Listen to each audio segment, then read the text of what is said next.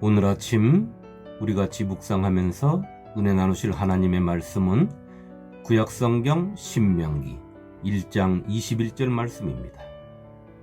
너희의 하나님 여호와께서 이 땅을 너희 앞에 두셨은즉 너희 조상의 하나님 여호와께서 너희에게 이르신 대로 올라가서 차지하라. 두려워하지 말라, 주저하지 말라 한즉. 아멘. 성도 여러분, 이스라엘 백성들이 출애굽한 후에 광야의 생활을 우리는 종종 우리의 인생사에 비교하곤 합니다. 그러나 이스라엘 백성들의 광야 생활은 그저 세상을 살아가는 삶이 아니라 믿음의 삶을 살아가는 하나님을 믿는 자들의 삶임을 잊어서는 안 되는 것입니다. 이스라엘의 광야 생활은 어느 날 이들이 갑자기 광야 생활을 한 것이 아니라 출애굽이라는 엄청난 기적과 이적 그리고 표적을 통하여 살아계신 하나님을 만난 사건의 연장선상에 서 있는 삶인 것입니다. 그리고 그들은 광야 생활 내내 하나님의 임재를 경험하며 임마누엘의 하나님과 함께한 삶이었다는 것입니다. 이러한 과정을 떠올리면서 한 가지 의구심을 떨쳐버릴 수 없는 것은 이토록 하나님께서 그들과 가까이 하셨는데 어째서 이들은 틈만 나면 하나님께로부터 멀어지고자 했는가 하는 것입니다. 도대체 그 이유가 무엇인가? 인간의 죄성 때문인가? 이렇게 물으면서 한 가지를 깨달았습니다. 그것은 그들이나 우리나 진정으로 우리를 향하신 하나님의 사랑을 깨닫지 못하고 있기 때문에 이런 행동을 할 수밖에 없구나 하는 것을 깨달은 것입니다. 하나님께서 당신의 백성들에게 간절히 바라시는 것은 당신과의 친밀함입니다. 아담과 하와가 죄를 범하기 전에 가졌던 친밀함을 하나님께서는 잊지 않고 계시는 것입니다.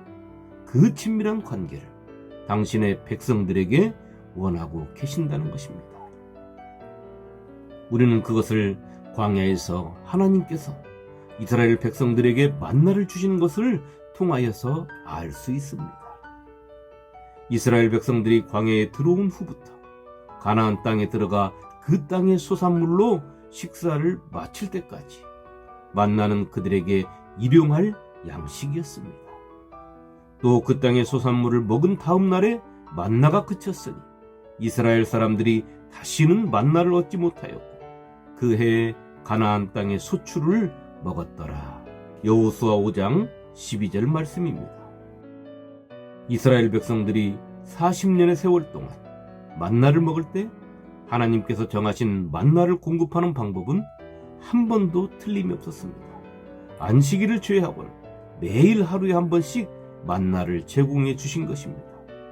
이 방법을 잠깐만 생각해 보면 이 방법은 공급하시는 하나님이나 공급받는 이스라엘 백성들이나 서로가 얼마나 불편한 방법인지 모릅니다.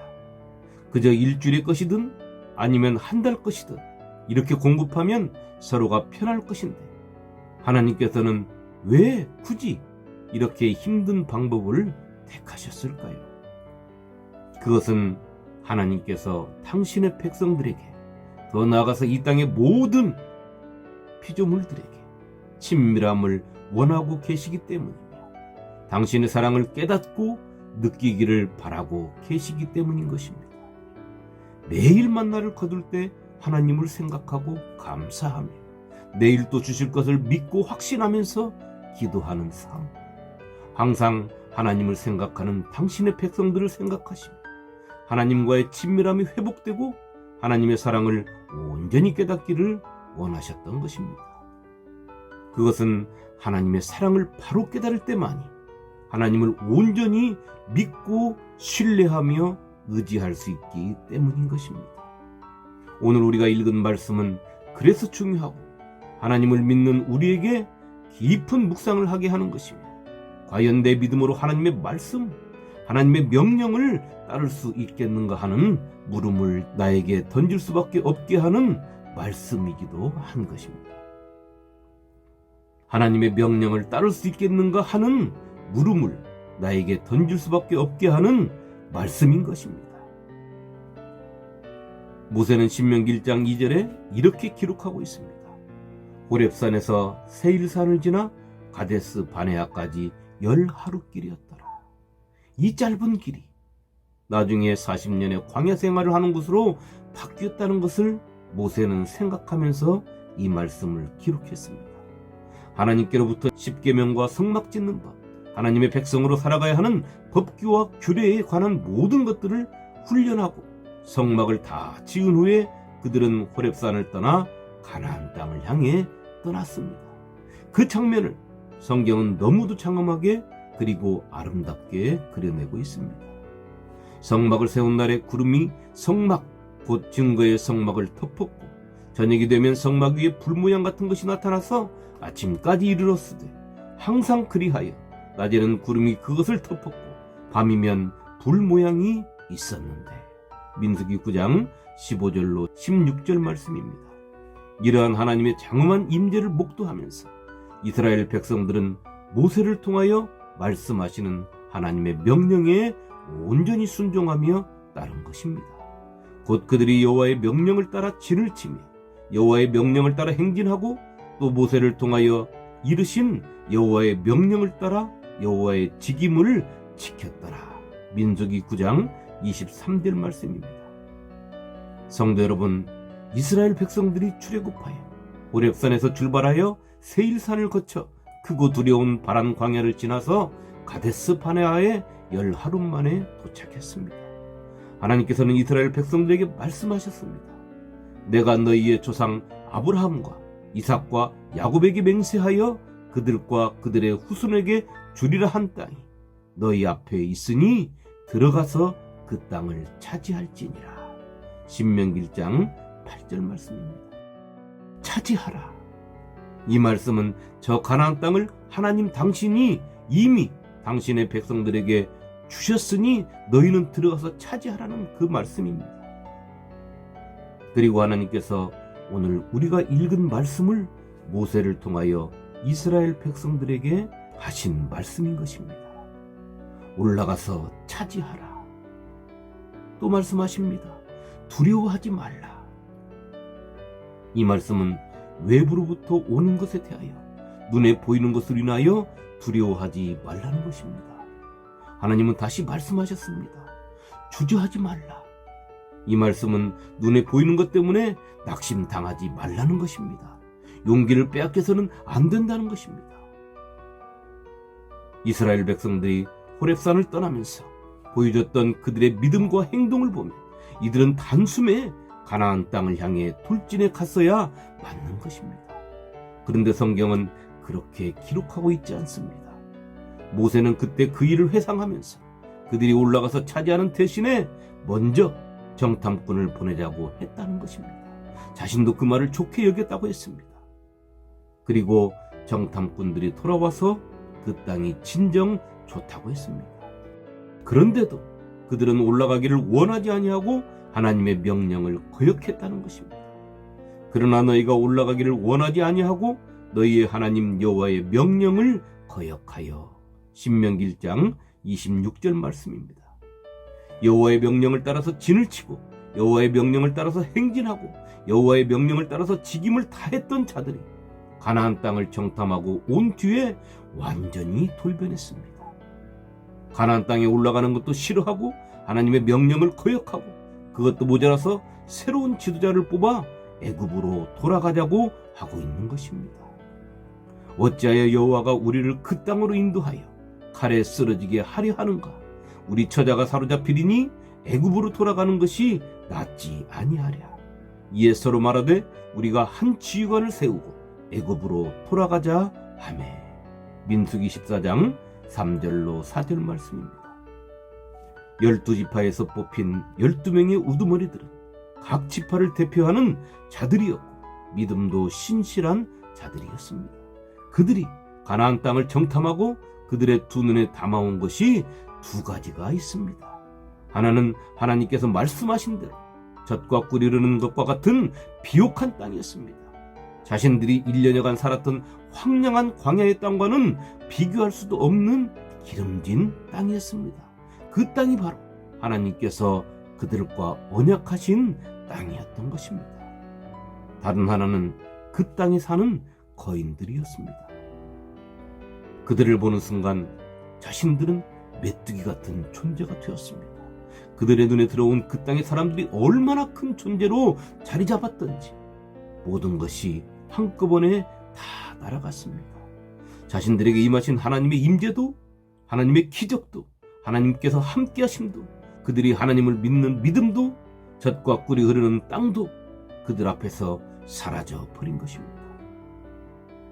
그들을 인도한 모세가 말했습니다.